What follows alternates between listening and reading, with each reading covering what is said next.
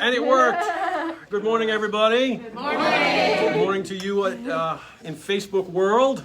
It is wonderful to be back at Faith Matters, where we talk about faith, because faith does indeed matter. There you go. I guess I'm going to have to embrace it. We have just returned from a couple of weeks away, and so Jen and I want to thank Chris and all the folks who sat in. I know Father Vince did. I think David did. There were several folks who sat in and helped to co-host this interesting and enjoyable format.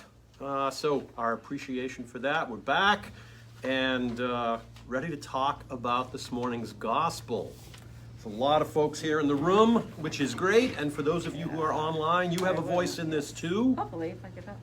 We are endeavoring to have that. We'll get there. Jen is sort of the designated speaker for our online community. So if you have a question or a point that you want to make, type it in the comment section, and Jen will share that on your behalf with all of us so that you can participate in the conversation as well. This morning's gospel comes to us from Mark. Let me give that to you. Now, when the Pharisees and some of the scribes who had come from Jerusalem gathered around Jesus, they noticed that some of his disciples were eating with defiled hands, that is, without washing them. For the Pharisees and all the Jews do not eat unless they thoroughly wash their hands, thus observing the tradition of the elders. And they do not eat anything from the market unless they wash it. And there are also many other traditions that they observe, the washing of cups, pots, and bronze kettles. So the Pharisees and the scribes asked him, "Why do your disciples not live according to the tradition of the elders, but eat with defiled hands?" He said to them, "Isaiah prophesied rightly about you hypocrites, as it is written, 'This people honors me with their lips, but their hearts are far from me. In vain do they worship me, teaching human precepts as doctrines. You abandon the commandment of God and hold to human tradition.'" Then he called the crowd again and said to them, "Listen to me, all of you, and understand. There is nothing outside a person that by going in can defile, but the things that come out are what defile. For it is from within, from the human heart, that evil intentions come: fornication, theft, murder, adultery, avarice, wickedness, deceit, licentiousness, envy, slander, pride, folly. All these evil things come from within, and they defile a person."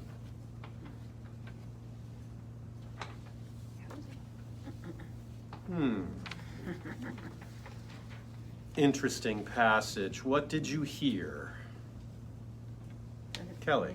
Well, when I was new to the church, I was very legalistic about Lenten discipline. And I was talking with Bishop Dan about, I was worried about something that I was or wasn't doing. And this is exactly what he said back to me. Was, worry about why you're doing it, not how you're doing it. Yeah. What's the purpose behind it, right? Rachel. I'm surprised. This is a reading from Mark, and Mark is always the guy that's just the facts, just quick and go. But he spends a lot of time in this passage about in the parenthesis sentence. And I was surprised that he did that, because it's not just that they don't eat unless they thoroughly wash their hands. It's all this other stuff about cups, pots, bronze kettles, blah, blah, blah, blah, blah. Right. Why is he dwelling on that when Mark is usually focused much more on things like the words of Jesus at the end of this passage? Were they added later? That is a distinct possibility. We've talked before about later editors and things like scribal gloss and some of the ways that just things have sort of creeped into that were originally perhaps intended to explain the gospel that over time became part of the gospel. It is certainly possible and plausible, frankly, that this could be there, which is one of the reasons that the editors of the NRSV put that passage in parentheses. The other reason that they put it in parentheses is that at the option of the preacher, that can be left out. Oh, So I could have left that out if I wanted to. I chose not to because Right. I thought it was important and it actually helped to make the point I strive to make during the sermon. Aren't David. there something like 500, little less than 500 rules in maybe Deuteronomy? 600 rules? 613. Good grief. So, I mean, you'd have to be a jailhouse lawyer to, Yeah. Yep. to deal with them all. That's just overwhelming. Well, That's, yeah. they they're- get carried away with that. Yeah. Let's not No. defile the lawyers, please. True and honest. Gary. Yeah, to me, it's, it's the first time that I know that he tells people that it's not the human rules that matter, it's what comes from within your heart. And of course, this is a blasphemous statement at the time. Oh, yeah.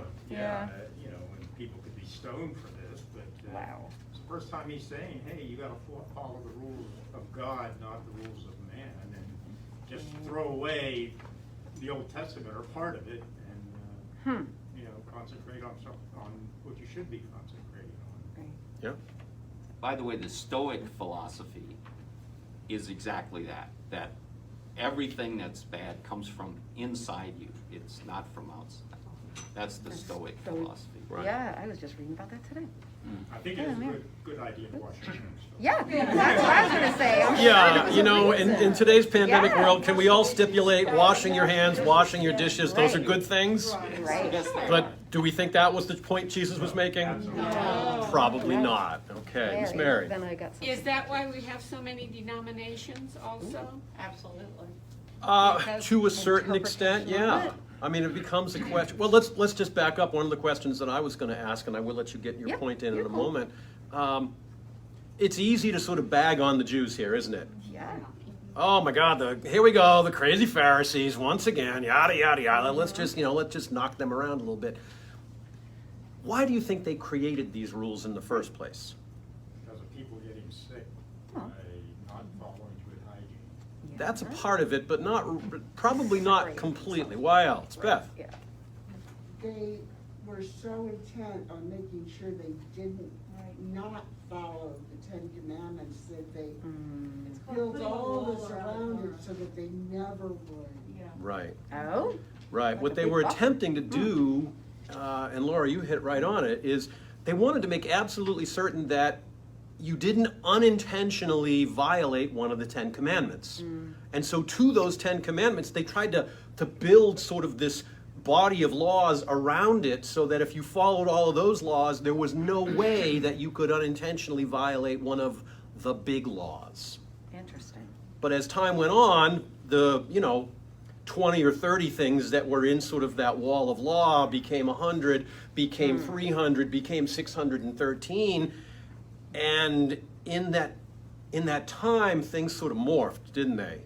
Yeah, I guess so. You got into rules for rules' sake. Right, right, Rules right. for the sake right. of rules, not rules for Right. the original purpose. Easy to lose the original purpose Right. in that, isn't Yep. it? Which is why Nancy Ellen says they needed to concentrate on the true uncleanness, not just the items being used. Right. Right. Yeah. What was actually Yeah. unclean? Right. Yeah. Mary and then Skylar. As we mentioned before, some of these rules were common sense too. Mhm. Washing pots and pans, Yeah. washing your hands, Yeah. keeping yourself clean, just covering your mouth when you want to sneeze and all Uh-huh. that. Right. But they began to worship it. Yeah, the original purpose got distorted a bit, didn't it? Because I'm sure originally they had to separate themselves from whatever other cultures were around too. That's also. That too was part of it. So they made, yeah, They wanted to be purified from, and whatever other bad Unclean other habits, cultures. right? So they started these other ones to take care of themselves. right. Skylar. What does he mean by in vain? I'm sorry, in In vain? vain. Yeah. Yeah, like, do not do in vain. Where is that? Which sentence? Midway through, but their hearts are far from me, in vain they do worship me. Oh, So it's- okay. Sorry. Okay, Yep. no In problem. context, I no, needed it yeah. in context, that's all. Kind of like futility. Like you're doing it, but you're not really doing it. You know, you want to and you think you are, but you really aren't because you're focusing on the wrong part of it. Okay. Yes, sir. My question, did most of these rules and regulations come out of the time of Moses? They did. They did. They got amended as time went on. I mean, Moses brought the 10, and then they immediately started to build sort of like that wall of additional laws, and then as time went on, more and more. And then you got Torah, and then you got Mishnah, and then you got all this additional stuff that went into it. And as David said, you know, you kind of have to be unbelievably fastidious about doing all of this stuff. I mean, to the extent that if you are a really devout Jew and you take seriously the idea that you will do no work on the Sabbath, you can't even turn on a light switch. But they found ways to go around that. They would actually hire somebody who would be Who was not Jewish. who was not Right. Jewish to do that for them. So there kind of became a tradition called the Shabbat Goy. You'd bring in a non-Jew who would kind of do the things for you that you weren't allowed to do. Yeah. Thank you. If Yeah. you have to do that, you know you've I gone was too like, far. wait a minute. Right? I don't. Is that really what God had in mind? Yeah. Laura. Is that My husband Laura? actually used to do that when he was a kid. They Oh, had we don't know. tenants in their duplex, and he would go down and turn on the air conditioner so they could be cool on the Sabbath, because otherwise they would be. All right. Can we have, Okay, can we wait have a just one minute. conversation at Yeah. a time, folks? Because what Laura was saying was really interesting. Will Yeah. you- That wasn't what I was Pers- gonna say, but my husband, when he was a kid, they had Jewish tenants, and they had a duplex, and he would go down and turn on the air conditioning for them, because they couldn't turn it on the Sabbath. Ah. So, but what I was gonna say is that a lot of it's about impurity and purity, and not letting the impure meet the and the Right. problem is when you start thinking that way, it's like a paranoia, it's like hypochondria. You know, you become a germ freak. There's germs everywhere. Right. You gotta kill the germs, you gotta be pure, you gotta save the purity, you gotta keep it away from the impurity. You know, you gotta separate everything. It's a mindset that just, it leads to bad places. Yeah. Right. And that's really Wow. what Jesus was talking about here. He wasn't just talking about not washing your hands. He was challenging their entire worldview. Because what do the Jews believe? That they are, in fact, God's chosen people. Yes. We're here, everybody else is here. And so we have to protect ourselves from the people here because we're here. We're better than they are, we're different than they are, we are God's chosen, we are pure, they are impure, so we had to build up these walls to protect us. That was the world in which the Jews lived. And Jesus comes in and says, no, guys, that's not it at all. There's nothing outside the body that can make you impure. Here are the things that can make you impure, and he goes on to list that laundry list. And even worse, he says, those are already in you. You've all got that. So you already have that disease, my brothers and sisters, because it lives here. And really then what he's saying is, it's what you do with those evil impulses that defines who you are. It's not whether you wash your hands or eat dairy from one plate and meat from another. It's how do you fight against that greed, that pride, that avarice, that licentiousness. I love that one. Well, hence what Skylar said is true. All that other stuff you try to do is in vain. Right. Because it's not going to change what you are inside. Right. If you're Yeah. doing all those terrible things, or you're thinking even of all those terrible, anyways. Missing the point. isn't it? Uh-huh. Kelly. Well, and something that hadn't come up, but it's part of what they're saying is, you could have increased those laws, you could have doubled it to 1226, and anyone that wanted to find a loophole would still find a Uh-huh. loophole. Yeah. Never good at doing that. No insult intended. No, I don't, It's, huh? Yeah. we're still it really doing that. comes down to sort of the worldview, doesn't it? I mean, the point of the laws was to make sure that you were essentially fit for God. Right. Even on that. And Jesus is saying, no, that's not it. Everybody is fit for God. That's not something that's within your control, my friends. Yes, Skylar. I feel like everyone, not everyone's a perfect Christian, a perfect person in a sense when they come to church. Because you, like you said, you can say one thing and do another. Yeah. That's right. And with me, even though I'm getting better and learning not to do those things, I'm still not perfect inside and out. Right. And we should all love each other for who we are, because that's what God and Jesus do for us. Amen to that. Amen. Yeah, exactly. Amen, sister. Yeah. And unless you feel like you're the only one, Nobody's.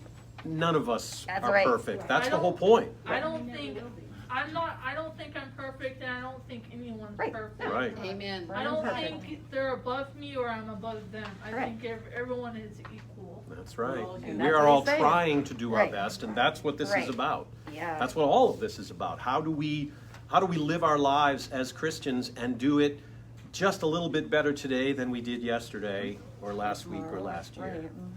Mhm. Yes, ma'am. I see this also as overregulation is important as a lot of these rules were because of diet. They may not have cooked things like not eating pork Right. because of the diseases that it potentially, but the overregulation that our own government right now does to us You can read it in into so it. many ways. History repeats itself Boy, you sometimes. really want to doesn't it? take me down that particular rabbit hole?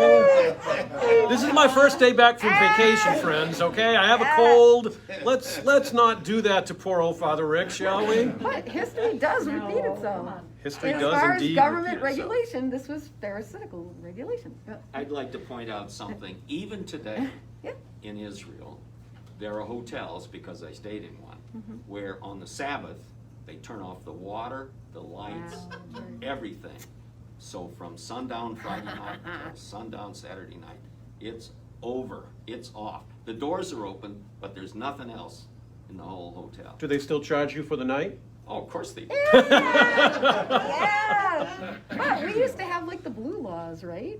When things closed down on Sunday, Yeah. it forced us to, you know. Yeah, most things, I can remember working at a grocery store that wasn't allowed to open on Right, Sundays. right. And all of a sudden it was, and I got time and a half. I was thrilled. Yeah. Bob? My cousin Janice is an Orthodox Jew. Okay. On Friday night, she unscrews the light bulb in the refrigerator Oh, for heaven's sake. so that it won't be using electricity. She will not get into a car on Sabbath. Wow. And her Still. husband's a rabbi, so they Still. live that life. Yeah, I kind of get that. And I'm not saying There's that kind they're of wrong. They have a compromise. different worldview than we do. That's That's all. right. You That's know, right. that's an easy thing. I would say 1 second, Laura. That's an easy thing to. You could mistake what we talk about here at Faith Matters as an air of sort of superiority that we're smarter and all that. That's not what I want people to come away with. This is an attempt to discuss these things and give us an opportunity to get better, but not to sort of bag on other faiths, but to just sort of sharpen our own thoughts about why we believe what we believe. Does that Right. make sense? Yeah, and also put it in context. And put it into some context. Yeah. Yes, Laura. I was just gonna say, the Sabbath is meant to be joyous, it's fun. When I lived in an Orthodox neighborhood in New York, they were always out. They had the kids, they're in the playgrounds, they're talking, they walk to the synagogue, they come back, they're talking. That's the idea of the Sabbath.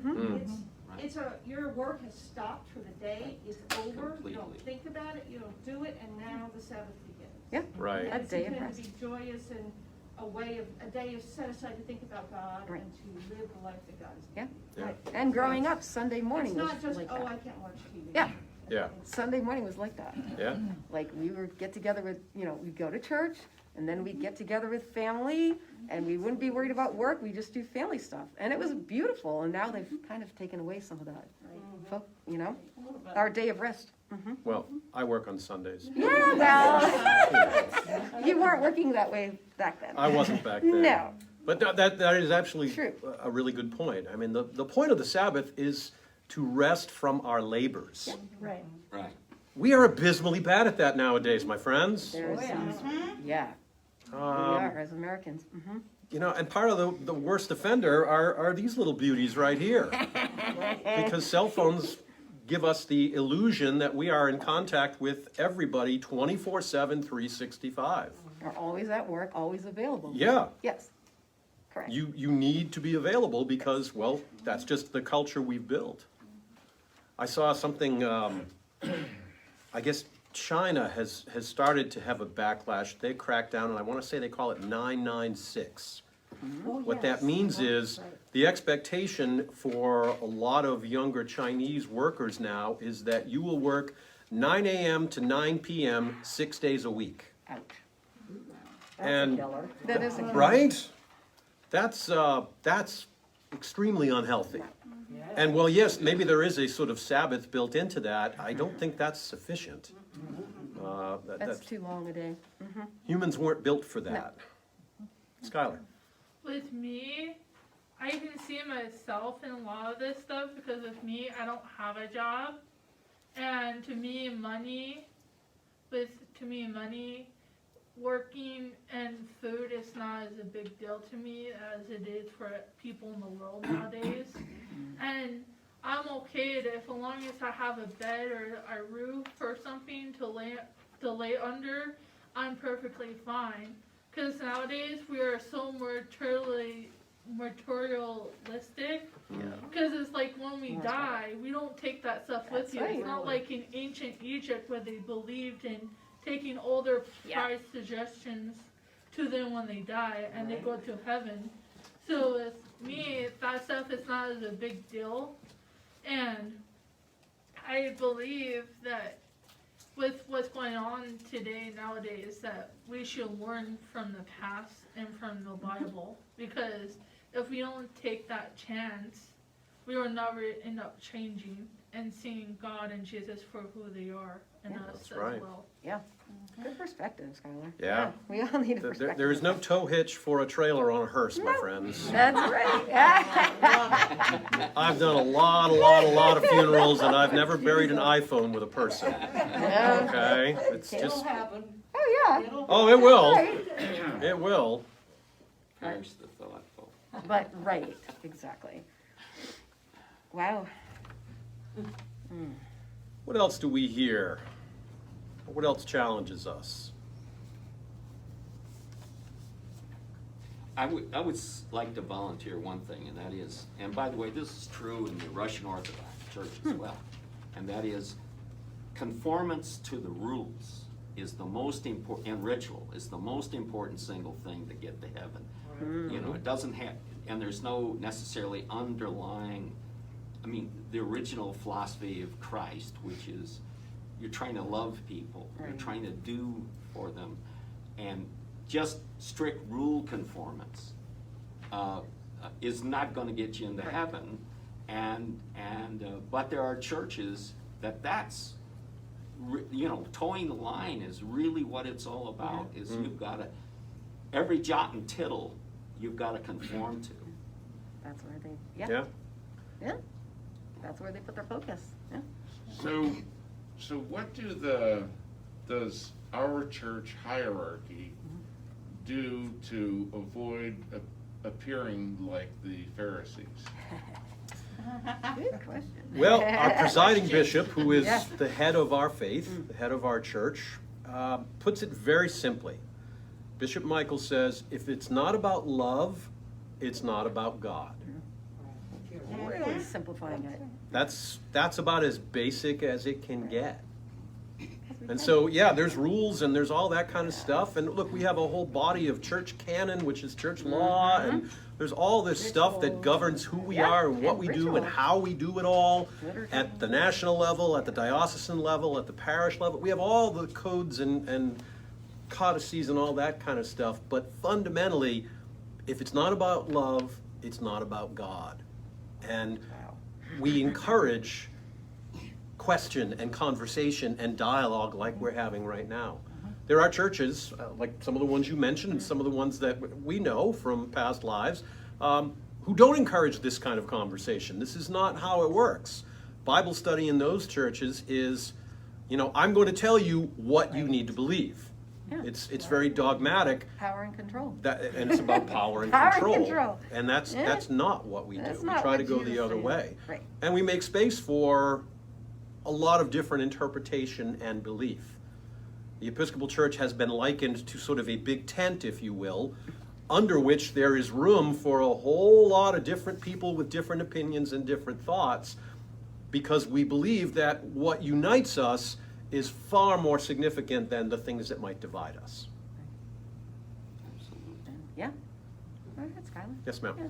With me, I have friends that are Jewish, that are Muslim, that practice Islam. I have a bunch of religions, and I have family that's Mormon and Roman Catholic, and my grandma's family is Christian. What I learned is they all tell the same story. Yes, They just tell ma'am. it in a different way and version, and it comes out the same. Yeah. And I think, especially what's going on in the Middle East right now and stuff, we all need to learn from different religions and respect each other. Right. Because Yeah. we all Knowledge. believe in one thing, God, heaven, Jesus, and in their own way, but we should learn from it. Yeah. Exactly. Exactly. Because not everyone practices the same thing Yeah. as Flavors. we do.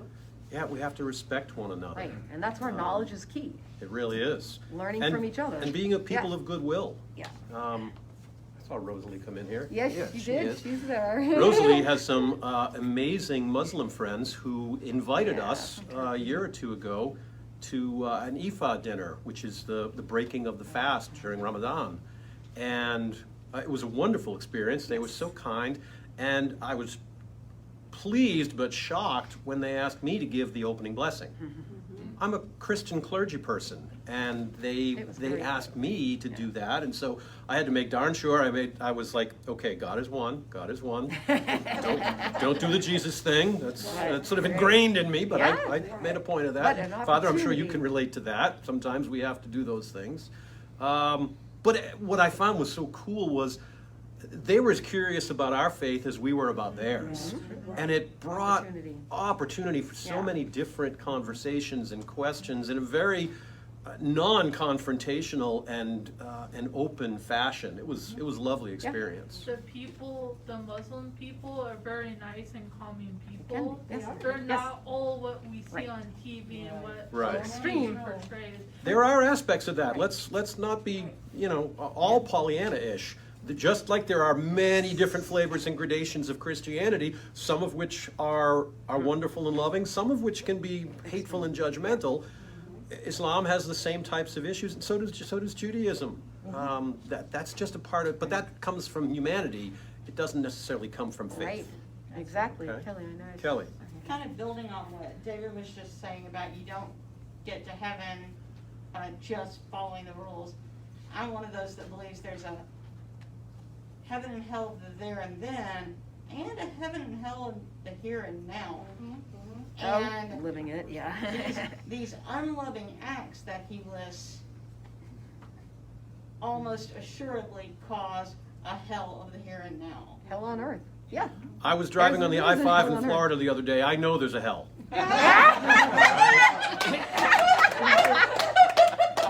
There And are on that some note, hells on my earth. friends, our time has concluded. I thank was you like quick. for your time, and I look forward to Thank seeing you at half an you. hour for worship. God bless.